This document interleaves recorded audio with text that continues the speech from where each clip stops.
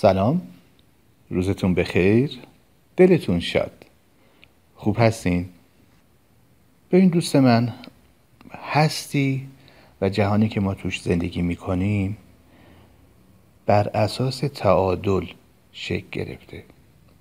اگر شما به آمد و شد فصلها و روزها نگاه کنید میبینید که روز به اندازه است، شب هم به اندازه است، پاییز به اندازه است، بهار هم به اندازه است. اینجوری نیستش که همیشه روز باشه یا همیشه زمستون باشه. تعادل برقراره. اون وقت تو وجود خودمونم دقیقا همینطوره. ما یه اوضاع احوالی داریم که دلمون میخواد که به سمت تعادل حرکت کنیم. به اندازه ورزش کنیم، به اندازه کار کنیم، به اندازه تفریح کنیم، به اندازه عشق بورزیم، به اندازه برای خودمون وقت بذاریم، به اندازه عبادت بکنیم. بعضی وقتا به هر علتی این تعادل به هم میخوره. مثلا یه وقت زیادتری رو برای کار میذاریم، یه وقت کمتری رو برای تفریح، یه وقت بیشتری رو برای کتاب خوندن میذاریم، یه وقت کمتری رو برای بیرون رفتن و ارتباط برقرار کردن. به هر حال تعادل در ما به هم میخوره. اون وقت بعضی از ماها برای اینکه این تعادل رو برگردونیم میریم سمت چیزهای دیگه غیر از خودمون. مثلا من تعادلم به هم میخوره و نگران میشم و بعد در اینکه این تعادل رو به حال اولش برگردونم و تعادل رو برقرار کنم میرم سراغ یه قرص، میرم سراغ یه حیوان خونگی، میرم سراغ کار بیشتر انجام دادن، میرم سراغ وقت گذرانی توی موبایل یا توی تلویزیون، میرم سراغ ورزش، میرم سراغ یک آدم دیگه. به هر حال بعضی از ماها میریم سراغ هر آن چیزی غیر از خودمون. عالم هستی اینجوریه، اگه تعادلش به هم بخواد بخوره خودش در وجود خودش تعادل رو برقرار میکنه. ببین مثلا وقتی که پای شما زخمی میشه، پاتون مثلا فرض کنید پای شما میبره، شما میرین پیش دکتر. دکتر چه کار میکنه؟ محیط اطراف پای شما رو میکروکروم میریزه و ضد عفونی میکنه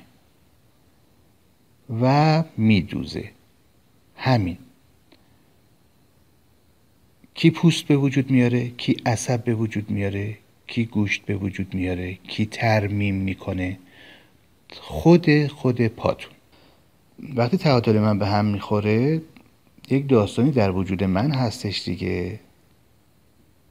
این دقیقا مثل اینه که من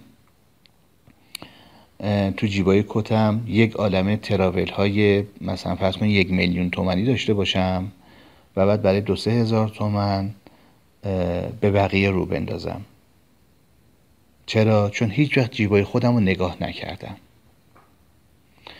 ما آدما بعضی وقتا که تعادلمون به هم میخوره فکر میکنیم برای اینکه این تعادل برگرده سر جاش باید بریم سراغ یک کس دیگه غیر از خودمون و چون نگرانیم که اون بره و اون آدم بره و اون تعادل دوباره به هم میریزه، همیشه به اون آدم میچسبیم و نگران از دست دادنش هستیم. در واقع اینجا این اتفاق میفته که من برای اینکه حالم خوب بشه خودم رو کافی نمیبینم و فکر میکنم که تو باید باشی تا حالم خوب بشه. حالا این تو میتونه یک وسیله باشه، میتونه یک شخص باشه، میتونه یک حیوان باشه. تو باید بیای تا حال من خوب بشه، تو باید باشی تا حال من خوب بشه. من خودم رو کافی نمیبینم و همین کافی ندیدن خودم حال منو خراب میکنه و فکر میکنم اگر تو بری حال من بد میشه، در حالی که حال من از کافی ندیدن خودم خرابه. این اتفاقی که میفته و خیلی وقت اسمشو میذاریم دوست داشتن. میگیم انقدر دوستش دارم اگر بره من میمیرم، اگه این قرصو نخورم بیچاره میشم، اگه این حیوانو از دست بدم داغون میشم، در حالی که قبلش به نظر میرسه که ارتباط خودم رو با خودم از دست دادم و این باعث شده که از بین برم یا تصور کنم دارم داغون میشم. حالا راه حلش چیه؟ اولی که باید بریم پیش یک روانشناس و وقت بذاریم و هزینه کنیم و باهاش صحبت کنیم راجع به احساساتمون، عواطفمون، حالامون. اون به ما کمک میکنه که یه خورده خودمون رو بیشتر بشناسیم. در کنار اون ما میتونیم یه تصمیم‌های کوچیک و ساده بگیریم که حالمون رو بهتر میکنه و انجامش بدیم. این کمک میکنه که ما کم کم رفته رفته احساسمون نسبت به خودمون بهتر شه، احساس توانمندی، احساس ارزشمندی سراغمون بیاد. همین.